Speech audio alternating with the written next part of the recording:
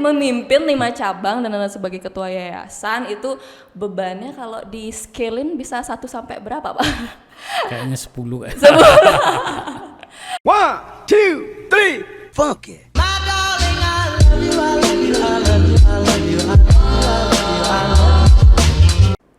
Halo Bright, selamat datang kembali lagi di Mocan FM. Dan kembali lagi sama saya, aduh semoga kalian gak bosen sama saya, lihat saya terus di podcast Mocan FM. Dan today, hari ini, sebenarnya saya grogi karena hari ini saya didatengin, saya bicara sama bapak yang paling besar yang paling besar jabatannya ya di Monak Bali. Jadi sekarang saya sudah bersama Bapak Made Sumitra, Ketua Yayasan Widisastra Nugraha sekaligus Monak Bali. Jadi saya benar-benar merasa terhormat Bapak karena Bapak bisa menemani kita di Mocan FM, FM podcastnya Monak Bali ya. Nah untuk hari ini sebelum saya mau memperkenalkan Bapaknya, hari ini kita akan berbicara tentang kepemimpinan. Jadi adik-adik yang di sana yang nonton nih harus tahu nih kepemimpinan itu seperti apa. Jadi pemimpin itu ya dari diri sendiri atau kita dipimpin terus. Nah sebelum itu silakan Bapak Made mungkin bisa perkenalan sama teman-teman yang di podcast. Oke, terima kasih Miss An. Selamat siang semuanya, salam bright, salam sehat dan selalu berbahagia tentunya. Oke, semua bawa perkenalkan. Nama saya adalah Made Sumitra. Saya ditunjuk dan saya menjalankan amanah ini bukan sebuah posisi tentunya selaku Ketua Yayasan Widisastra Nugraha. Dan hari ini juga saya terus belajar banyak karena di hari ini kita berbagi. Jujur aja saya tidak mau mengajari karena saya juga masih belajar, dan saat ini juga saya adalah di samping menjadi ketua yayasan dan saya juga adalah ketua DPD HILSI Provinsi Bali, himpunan lembaga pelatihan, dan saya juga seorang mahasiswa. Saya seorang mahasiswa S3 di UNUD yang saat ini lagi fokus tentang green ARM atau lebih ke perilaku ramah lingkungan yang lebih menjadi nilai value terhadap seseorang ya, khususnya ya para pemimpin tentunya. Itu saja, mungkin yang selebihnya nanti kita rekan-rekan bisa berjalan gitu ya. Oke, karena kita ngobrolin kepemimpinan nih Pak ya. Jadi mungkin pertanyaan pertama sebagai pembuka itu, menurut Bapak pemimpin itu seperti apa sih sebenarnya? Apakah seperti ketua kelas yang ada di sekolah, atau sebagai presiden yang ada di negara kita, atau bahkan diri kita sendiri adalah seorang pemimpin gitu? Betul. Oke, terima kasih Miss An. Ya, kembali kita belajar sedikit tentang hakikat atau filosofi dari kepemimpinan yang kita bisa breakdown adalah pemimpin. Pemimpin itu kan diibaratkan adalah kepala. Ya, kepala benar. Berarti kita punya esensi kepala, ada unsur-unsur, ada rambut dalam artian ini adalah menjadi pelindung kepala kita. Berarti pemimpin itu harus menjadi pelindung dari diri kita dulu lah kan itu. Terus kita punya mata itu tujuannya adalah untuk melihat. Kita harus melihat bahwa itu internal, baik itu organisasinya atau eksternalnya. Kalau kita dalam organisasi, tapi dalam diri sendiri kita harus melihat kita ini akan seperti apa, kita membutuhkan apa, dan apa yang kita harus lakukan itu. Nah, kalau berbicara masalah telinga kan kita harus sensitif mendengar. Bukan sensitif berarti sakit hati, tidak. Ya, hal-hal yang terdengar di luar sana terusnya harus menjadi motivasi kita. Iya, benar banget. Dan begitu juga kita punya ada unsur bibir, ya tujuannya adalah berbicara, etika komunikasi. Karena kan orang-orang bilang adalah mulutmu adalah harimaumu. Makanya kita perlu hati-hati dalam etika komunikasi. Dan kita juga punya hidung dalam artian adalah ini sebuah sensitivitas yang mungkin kita bisa kita bisa perkuat lagi, sehingga mungkin esensi spirit atau apapun yang lainnya bahwa kita bisa rasakan. Nah, sehingga kalau saya melihat bahwa pemimpin itu adalah seorang kepala, kita harus mampu memfungsikan dari keseluruhan, bukan sebuah jabatan. Makanya sering kali saya bilang bahwa jabatan itu adalah sebuah amanah, yang mana tidak cukup hanya sebuah posisi menjadi posisi A gitu, tetapi elemen-elemen yang ada di kepala ini yang menjadi hakikat kita tentu. Ya benar-benar banget. Karena uniknya juga yang ada di kepala itu hampir semua indera ada di kepala kita Iya. kayak bener banget. Betul. Kayak indera penglihatan, indera pengecapan, indera pendengaran semua ada di kepala. Jadi tugasnya pemimpin sebenarnya dia ada di kepala Iya, ada di filosofinya. kepala. Benar banget. Jadi kalau kita sebagai seorang pemimpin ya emang harus bisa lebih sensitif dari bawahannya. Nah, Bapak kan juga sebagai ketua yayasan yang menaungi Monark Bali nih, Pak. Kita kan ada 5, entah itu di Dalung, di Negara, Singaraja, Cenidase, sama Gianyar, tengah-tengahnya juga. Jadi kan Bapak harus memimpin nih ke 5 cabang gedenya ini yang gede banget ini. Mungkin nggak sih Pak kayak Bapak pernah ngerasa kayak oke, pemimpin tuh ternyata berat banget ya. Di titik Bapak kayak lelah gitu, atau mungkin Bapak punya motivasi atau semangat, saya nggak boleh lelah nih kayak gini, saya punya gini. Gimana itu Pak? Betul. Hal yang wajar saya sampaikan, saya yakin juga semua pemimpin merasakan yang sama. Ada titik-titik klimaks tentunya kadang letih, lelah dan semua permasalahan.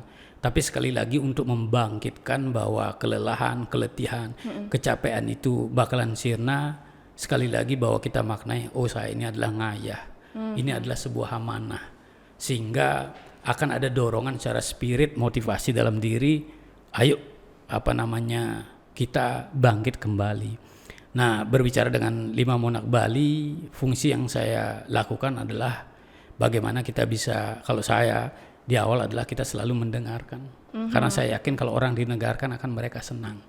Kita berusaha untuk mendengarkan, ya setelah kita dengarkan, ya kita membaca yang lebih banyak. Karena aspek internal di dalam dan kita di luar, karena kita tidak mau jadi pemimpin seperti ada ibaratnya dibilang bahwa kata dalam tempurung, kita melihat suara kita dengar, kita hebat, tetapi ternyata begitu dibuka tempurungnya ternyata nggak kedengaran kemana-mana. Nah, untuk itulah saya ini yang saya bangun bahwa saya harus belajar. Tadi saya sampaikan saya seorang mahasiswa, saya juga harus belajar. Belajar itu tidak hanya semata-mata untuk menjadi pinter, tetapi untuk mendapatkan pengetahuan. Dan setelah itu yang kita menganalisa dan tentunya adalah kita mendiskusikan kembali. Nah, makanya sering kita pakai kita ada improving discussion, bukan meeting. Kalau saya melihat bahwa meeting itu adalah mungkin sebuah pertemuan tetapi improving discussion adalah diskusi untuk meningkatkan, untuk mengembangkan lebih. Nah, mungkin konsep itu, karena kita juga sadari bahwa kita punya konsep Asta Brata yang luar biasa. Ada kepemimpinan yang Asta Brata. Di situ ada esensi-esensi dari Indra Brata, Bayu Brata, Yama Brata, dan 8 konsep itu sangat luar biasa. Sekali juga menyadari, apalagi saat kondisi pandemi ini, saya yakin semua pemimpin tidaklah mudah, tapi ini adalah menjadi catatan kita, banyak hal yang kita bisa berikan. Yang sekali lagi bahwa kita sadari bahwa semua itu akan baik-baik saja, dan di saat kita sadar kita mampu beradaptasi. Di saat beradaptasi lah kita akan lahirlah sebuah strategi-strategi. Karena di saat kita menolak tidak akan muncul sebuah strategi, tapi di saat kita beradaptasi strategi-strategi itu ada. Nah, strategi atas dasar internal menjadi kesatuan yang utuh buat kita di dalam, dan kita juga lihat di luar sana secara eksternal. Saya yakin itu akan yang terbaik tentunya. Betul itu berarti ada strategi karena beradaptasinya Ya, itu Pak ya, benar betul. banget. Jadi nah Pak, ini pertanyaan selanjutnya, kan Bapak nih sudah kita dianggap sebanyak orang itu dianggap adalah sebagai pemimpin ketua gitu. Apa yang membuat pada akhirnya seorang Bapak Made Sumitra akhirnya menjadi ketua? Jadi maksud saya tuh masa lalu Bapak tuh seperti apa sih Pak? Dan pada akhirnya sekarang saya mendapatkan amanah sebagai ketua gitu. Jadi background Bapak seperti apa dahulu perjalanannya? Jujur aja kalau saya sih tidak pernah ada impian akan menjadi ketua yayasan. Ya mungkin karena kita melihat bahwa saya dulu sekolah di STP yang pada akhirnya pasti akan karir ke lebih ke industri. Ya, lebih ke industri, dan saat itu juga saya bekerja di kapal pesiar. Saya adalah seorang chef tentunya. Saya adalah seorang chef juru masak yang setelah berkarir di kapal pesiar bertemulah dengan Pak Adi, Pak Sudi, yang pada akhirnya kita membangun Monark Bali. Dan saat itu awalnya saya ditunjuk menjadi ketua yayasan. Hakikat ketua yayasan itu tidaklah mudah, apalagi ini adalah lembaga pendidikan dan pelatihan. Nah, satu-satunya cara yang saya harus tempuh bahwa saya adalah seorang chef berawal, saya yakin bahwa tidak ada yang suatu kebetulan di dunia ini. Menjadi posisi seorang chef tentunya pasti akan penting, karena dulu bagaimana seorang chef itu adalah meracik bahan-bahan sehingga menjadi makanan yang terlezat, terenak, terhygiene. Itu saat ini adalah menjadi ketua yayasan tentunya harus meracik segala analisa-analisa sehingga menjadi sebuah strategi pada bisnis model sebuah perusahaan.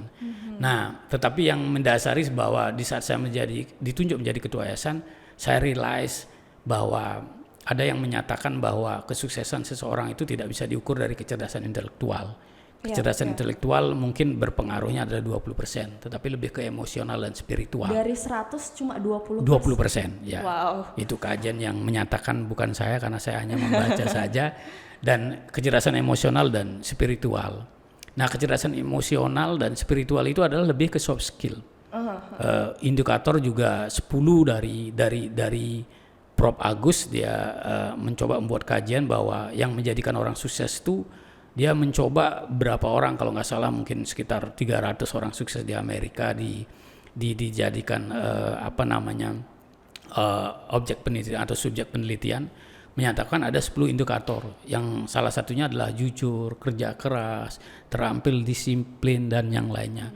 Nah, makanya saya yakin sekali bahwa kalau kita di saat ini kita punya kejujuran dalam diri kita, saya jujur bahwa saya ditunjuk menjadi ketua yayasan, saya harus lebih, sehingga saya melanjutkan pendidikan saya lagi ke S1. S1 saya belajar tentang ekonomi dan bisnis, S2 saya belajar manajemen keuangan, karena sekali lagi bahwa kita tidak bisa lepas juga dari sisi keuangan.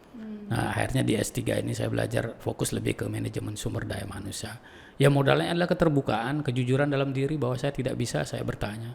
Akhirnya saya juga tidak tahu, ya saya harus melanjutkan. Tujuannya adalah belajar, sekali lagi. Bukan gelar yang menjadi tujuan akhir, akan tetapi lebih memperkuat soft skill kita. Karena orang-orang yang memiliki kekuatan soft skill akan sukses di masa depan. Dan ukuran orang jenius bukan karena jenius dia menjadi sukses, belum tentu juga. Belum tentu. Itu sih, ya. Karena banyak, maaf ya, kan banyak tuh di luar sana tuh Pak yang pinter, tapi dipergunakan untuk kayak malah membunuh teman-teman yang lain. Maaf ya, kayak bom Bali, itu kan untuk merancang seperti itu kan butuh kepintaran intelektual yang bagus, tapi karena tidak ada kecerdasan emosional sama kecerdasan spiritual yang tidak seimbang, ya itu yang terjadi kan Pak ya. Betul banget. Jadi berarti kan karena Bapak ditunjuk sama Pak Adi sama Pak Sudi, Bapak adalah orang yang terhebat di antara beliau-beliau ya. Bayangin memimpin 5 cabang dan sebagai ketua yayasan, itu bebannya kalau di scale-in bisa 1 sampai berapa Pak? Kayaknya 10.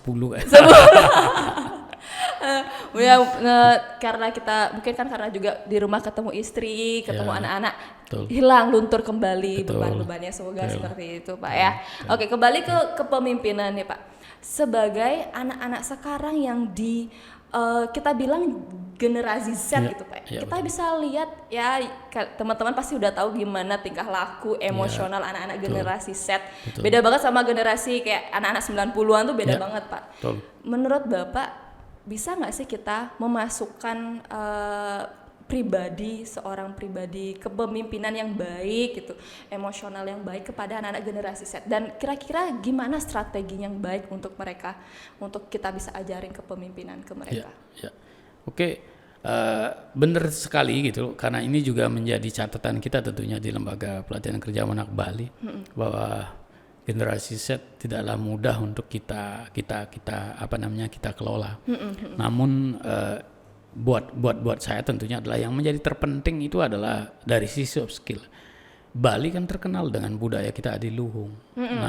Sehingga konsep di Monak Bali itu adalah konsep kita adalah berbasis Trita Karana. Yang dimana value itu yang kita terjemahkan, kita integrasikan kepada seluruh manajemen tentunya, baik itu manajemen kurikulum, kesiswaan yang menyentuh tuh anak-anak mereka.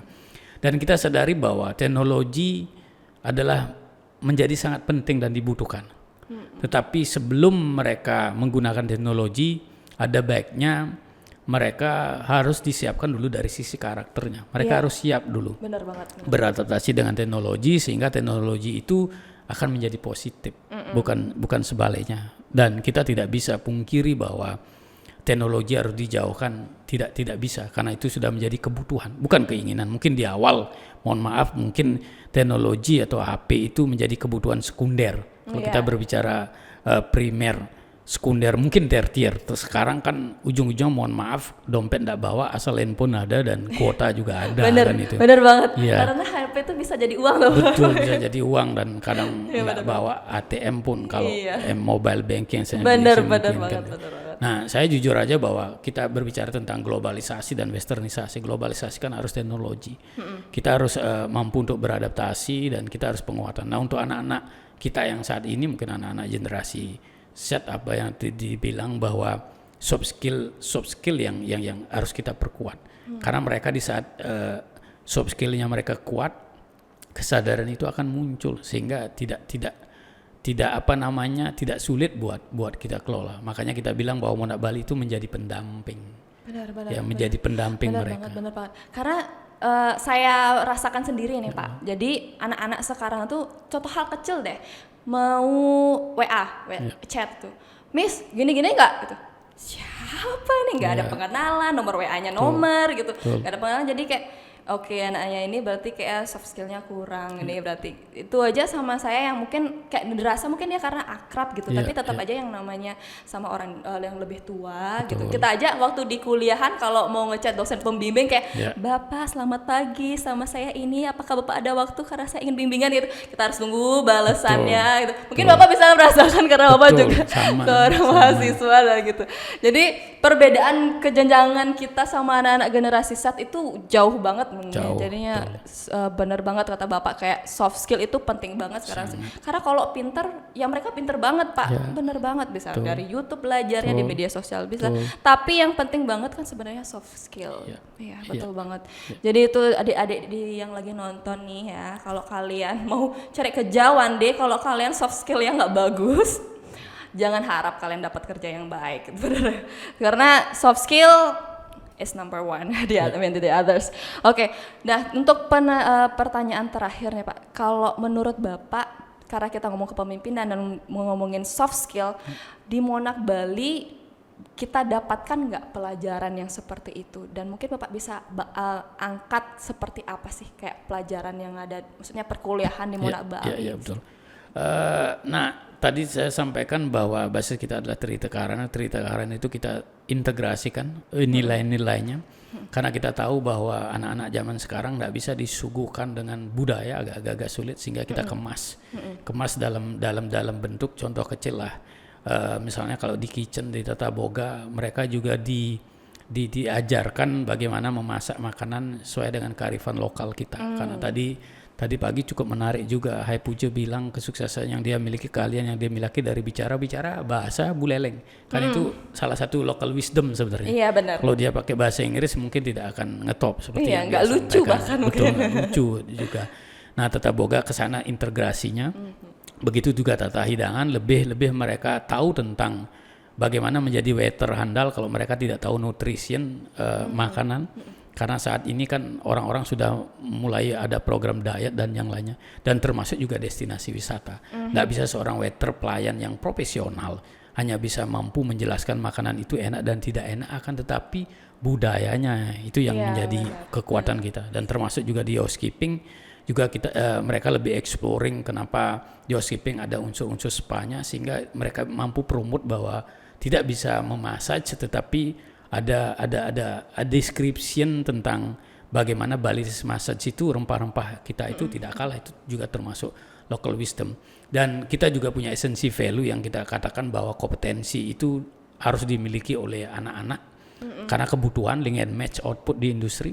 Dan mereka juga belajar tentang entrepreneurship, karena tidak bisa dipungkiri di hari ini teknologi begitu mudahnya. Kita punya produk bisa kita jual lewat online, tidak punya pun kita menjadi reseller, minta kerjasama dan yang lainnya.